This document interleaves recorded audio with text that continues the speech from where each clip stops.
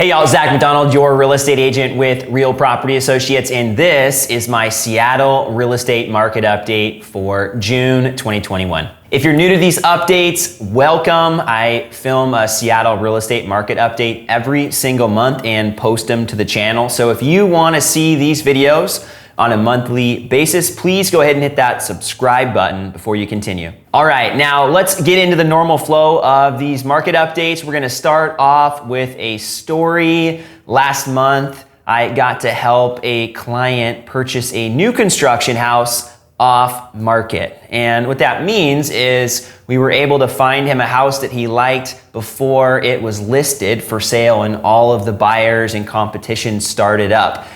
He was referred to me by a past client, knew some family. Thank you so much for the referral. And we were starting to search for new construction or newer townhouses, and we found a project that is nearing completion in the Crown Hill neighborhood. So we were able to negotiate an off-market purchase for him, the first one in the complex, and it's going to be closing here in about a month and a half. Safe to say he's extremely excited about this purchase and the ability to buy it without having to compete against other buyers. So if you find yourself watching this and that speaks to you in some way, you're thinking about new construction in Seattle or the surrounding area, I'd be happy to be a resource for you as well. Now let's jump into the stats, which is why I know many of you watch these videos, and just like we've been talking about all year, we're continuing to see an upward trend in housing prices and competition level. If we look at the median sales price number for the city of Seattle as a whole, we had a pretty large increase here, 18.8% year over year. New median sales price record of $890,000 for single family residential homes in the city. If we look at some of the suburbs on the west side, Shoreline, 26.4% up year over year. Edmonds was up 26.6% year over year, and Linwood was up 40.2% year over year. If we jump on over to the east side and we look at Bellevue, Bellevue's median sales price was $1.6 million last month in May, up 54.2% year over year. Kirkland was up 40%. Redmond was up 53.1%, and Bothell was up 38.2%.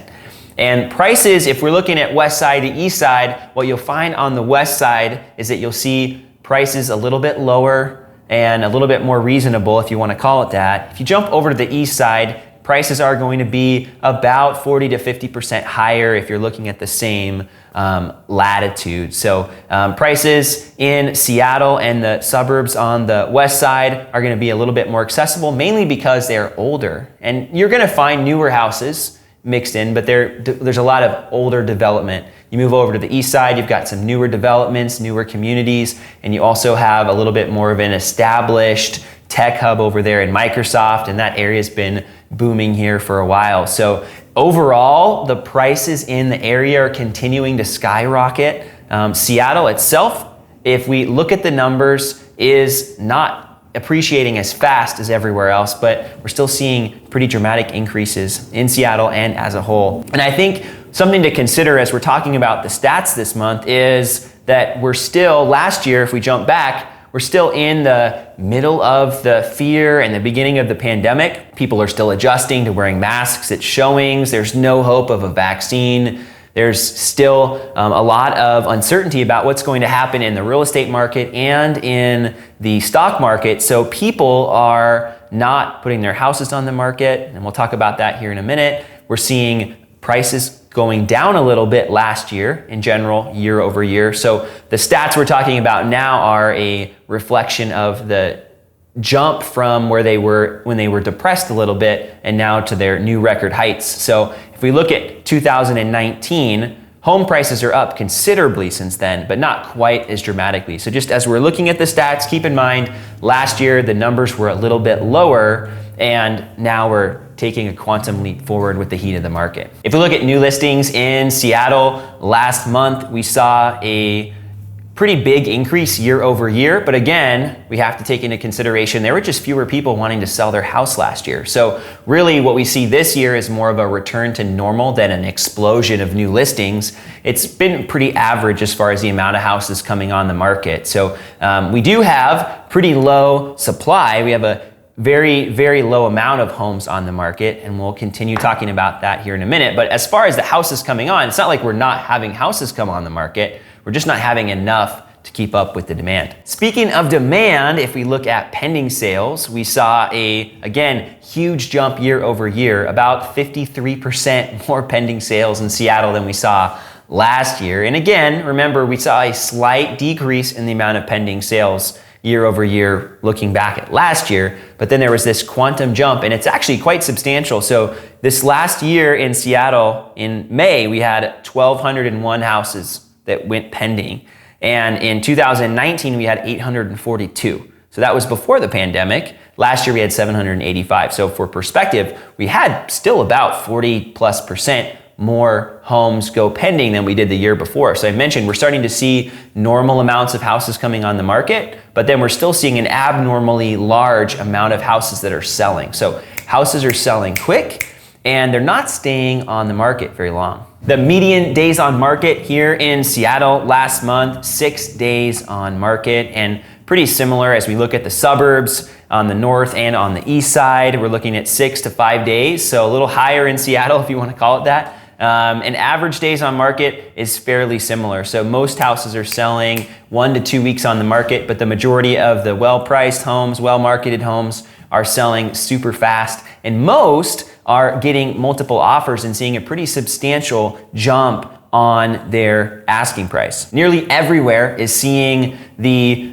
10% bump in the asking price. So whatever the house is listed for, you can just add 10%, pretty much without any question. If you look at Seattle, 7.7% above asking price on average, but everywhere else, Edmond, Shoreline, Linwood, they're all in that like 10 to 12% range. In the east side, Bellevue's at almost 13% above asking price on average. Redmond was almost 16% above asking price. So you've got a just substantially larger amount of money that's needed to purchase than what you would initially think. And it's not out of the question to see 25, 30+% above the asking price. And when we're talking about averages, we're taking the hotter houses, the larger numbers, and mixing them in with the lower numbers. So yeah, there's still houses that are selling right around the asking price, but a large majority of them are selling way, way, way above the asking price. And that's just because there really aren't that many houses available. And I've been talking about this for a few months. It's not that we don't have houses coming on the market. It's just that we have so many people that want to buy a house that we haven't been able to catch up to all the buyers. And some people have been saying recently they think the market's slowing down a little bit. And I did have a client get a house under contract last week where we were able to negotiate the price down. We got about $30,000 off the purchase price, and we were able to negotiate an inspection contingency. Mind-blowing. It's been a while since we've been able to do that. So that's encouraging, I guess, on the buyer side, because I do work with buyers and sellers. But at the same time, I also had a listing that sold for almost 30% above asking price. I think it was like more than 25%, somewhere in that 25 to 30% range. I don't remember the number off the top of my head, but it was mind-blowing. And so, at the same time you're seeing a house maybe go a little bit below asking, you're still having houses that are selling considerably over the asking price. And that's kind of how we come up with these numbers, right? 12, 13% over, you average the two together. So there are starting to be opportunities to purchase houses maybe closer to the asking price, but the expectation, if you're thinking about buying, is probably that you're still going to be competing with people, especially over the houses that everybody really likes, the most desirable neighborhoods, the most desirable lots, the most desirable houses, most updates, those kind of things. Those are still appealing to the large majority of buyers.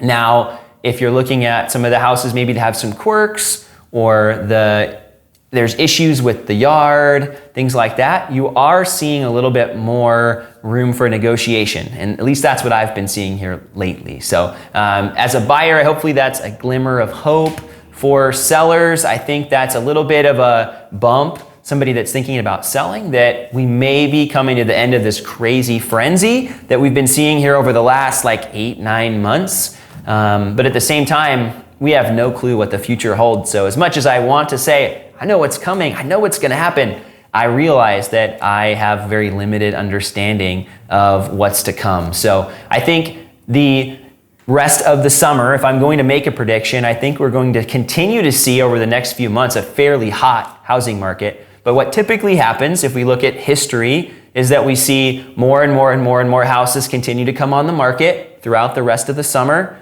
which usually causes the competition to start to die down a little bit as buyers start to get houses and move on with their lives. So, when you have more houses, you start to get buyers into houses, and then you have a little less competition.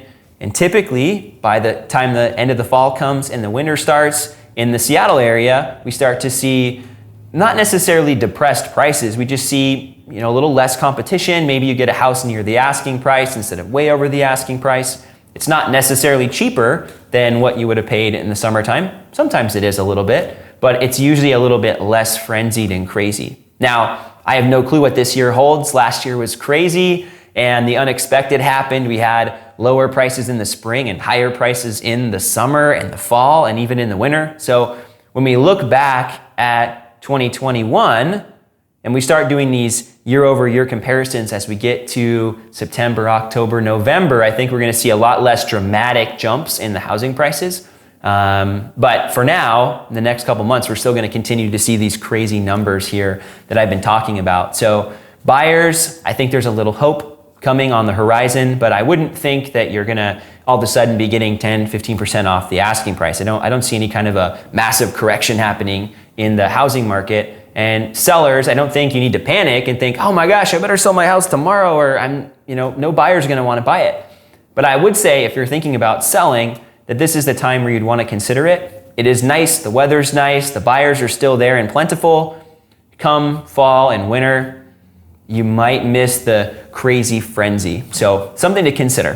Thanks so much for watching my Seattle real estate market update. I hope that this content was valuable for you and you got some nuggets to take away. If you made it all the way to the end, I know that I brought you some value if you stuck it out. So please consider giving this video a thumbs up. And if you haven't subscribed, please do so. Really quick, before you go, if you're somebody who's thinking about buying or selling in the greater Seattle area here in the near future, and you don't have somebody to help walk you through the home buying or selling process, please feel free to reach out to me through one of the contact methods here down below, and I'd be happy to take great care of you.